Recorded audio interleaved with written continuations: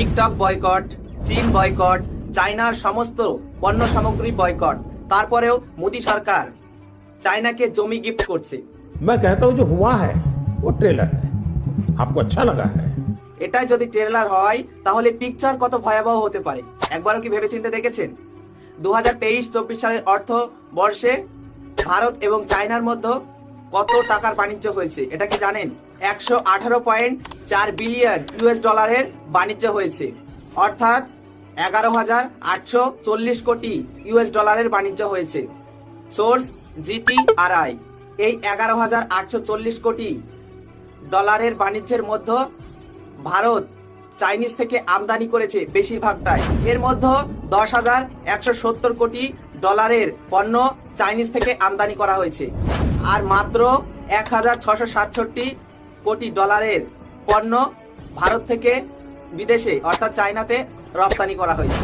তাহলে বুঝতেই পারছেন আমাদের দেশ কিভাবে ডেভেলপ করছে। এর আগের বারে 7,000 কোটি ডলারের পণ্য চাইনিজ থেকে আমাদের দেশে আমদানি করা হয়েছিল, কিন্তু যত চাইনিজ বয়কট করা হচ্ছে ততই বিদেশ থেকে বিশেষ করে চায়না থেকে রপ্তানির পরিমাণ, ওখান থেকে জিনিস আনার পরিমাণ বেড়েই চলেছে। আগে 7,000 ছিল, এখন 10,000 হচ্ছে, অথচ আমরা মুখে মুখে চায়না বিরোধী বলে লাফিয়ে বেড়াচ্ছি, গলা ফাটিয়ে ফেলছি। এটাই কি মোদী সরকারের আসল জিওপলিটিক্স? চায়না থেকে তাদের দেশের সামগ্রী আমাদের দেশে আমদানির পরিমাণ বেড়ে চললেও আমাদের দেশের জিনিসপত্র ওই দেশের রপ্তানির পরিমাণ দিন দিন কমে চলেছে। আগের তুলনায় এইবারে 1.32% পণ্য রপ্তানি পতন হয়েছে। কেমন পলিটিক্স? এটাই কি আমাদের দেশকে স্বনির্ভর করে তোলার আসল প্রযুক্তি, আসল নীতি, আসল রুলস? চীন থেকে 420 কোটি ডলারের টেলিকম ও স্মার্টফোন আমদানি করা হয়েছে, যা সমস্ত স্মার্টফোন ও টেলিকমের মধ্যে চাইনিজ থেকে 44% আমদানি করা হয়। 380 কোটি ডলারের ল্যাপটপ কম্পিউটার চায়না থেকে আমদানি করা হয়েছে। আমাদের দেশে যত ল্যাপটপ ও কম্পিউটার আমদানি করা হয় তার মধ্যে চায়না থেকে 77.7% আমদানি করা হচ্ছে। তারপরেও বলছে চাইনিজ বয়কট। এটা কি হাস্যকর বিষয় নয়? 220 কোটি ডলারের লিথিয়াম আয়ন ব্যাটারি চায়না থেকে আমদানি করা হয়েছে। আমাদের দেশে যত লিথিয়াম আয়ন ব্যাটারি আমদানি করা হয় তার মধ্যে শুধুমাত্র চায়না থেকে 75% আমদানি করা হয়। ঔষধের কাঁচামাল, গাড়ির যন্ত্রাংশ, ভোজ্য তেল, সার, সমস্ত ইলেকট্রনিক্স চায়না থেকে আমদানি করা হচ্ছে। এটাই কি স্বনির্ভর ভারত? মোদির সব থেকে বড় ধাপ্পাবাজি। বাংলাদেশি ভাইরা যেমন ইন্ডিয়া বয়কট, ইন্ডিয়া বয়কট বলে রাস্তায় লাফিয়ে লাফিয়ে গলা ফাটিয়ে ক্লান্ত হয়ে পড়ে, তখন দুমুঠো খেতে গিয়ে দেখে পেঁয়াজ থেকে আলু সমস্ত সামগ্রী ইন্ডিয়ান। ঠিক তেমনি TikTok boycott, China boycott, Chinese সমস্ত পণ্য বয়কট বলে লাফিয়ে লাফিয়ে যখনই এটার বিরুদ্ধে হ্যাশট্যাগ মারতে যায়, গিয়ে দেখে হাতের যে ফোনটি রয়েছে সেটিও চাইনিজ কোম্পানি। এটা শুধুমাত্র বোকামি নয়, এটা একটা পরিকল্পিত সাজানো গোছানো ভণ্ডামো। বিজেপি সরকার এটা ভালোভাবেই জানে চায়না থেকে অতি সস্তার মাল আমাদের দেশে আমদানি না করলে আমাদের দেশীয় অর্থনীতি খুব সহজেই ভেঙে পড়বে, কারণ এই জোড়াতালির অর্থনীতি ঠেকানো বিজেপির পক্ষে সম্ভব নয়। আর অন্যদিকে আমাদের যে বিদেশি অর্থ ভান্ডার রয়েছে সেই দিকে হাত দিলে খুব সহজেই বিদেশি অর্থ ভান্ডার শেষ হয়ে যাবে। অ্যাডিক্টেড পিপল অর্থাৎ বিজেপিতে কিছু নেশাগ্রস্ত মানুষ আছে, তারা এসে রাস্তায় লাফিয়ে লাফিয়ে বলবে, গলা ফাটিয়ে বলবে ভারত আগামী দিনগুলিতে বিশ্বের 3য় বৃহত্তম অর্থনীতি হতে চলেছে।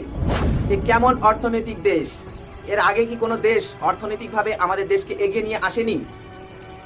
যদি 2000 সালে দেখা যায় তখন আমাদের টোটাল অর্থনীতি ছিল 500 থেকে 550 বিলিয়ন ইউএস ডলার, সেটা 2014 সালে এসে দাঁড়ায় 2 ট্রিলিয়ন ইউএস ডলার, অর্থাৎ 2000 থেকে 2014 সালের মধ্যে কোনো উন্নতি হয়নি।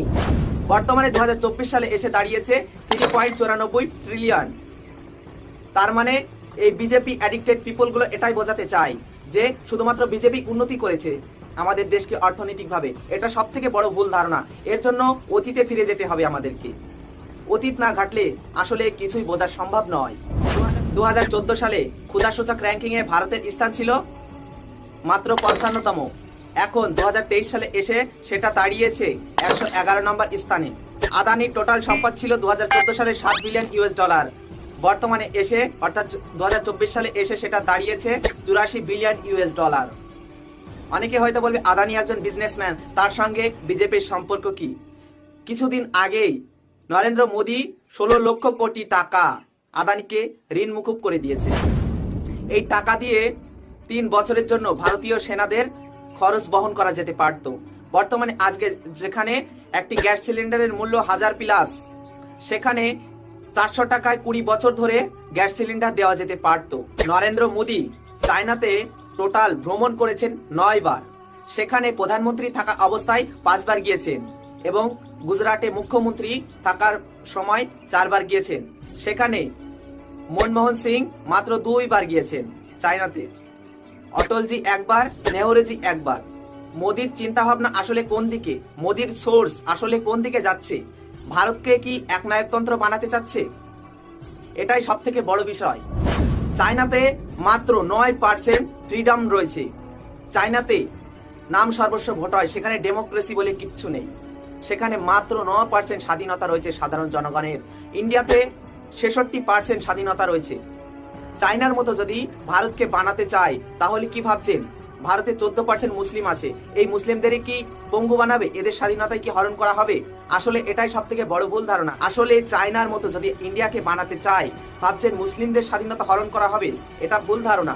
সমস্ত মানুষের, শুধুমাত্র পুঁজিবাদী ব্যক্তি ছাড়া এবং এই স্বৈরচারী শাসক ছাড়া সবাইকে স্বাধীনতার চাঁদ থেকে চালু করে সমস্ত পর্যায়ে স্বাধীনতা কেড়ে নেওয়া হবে।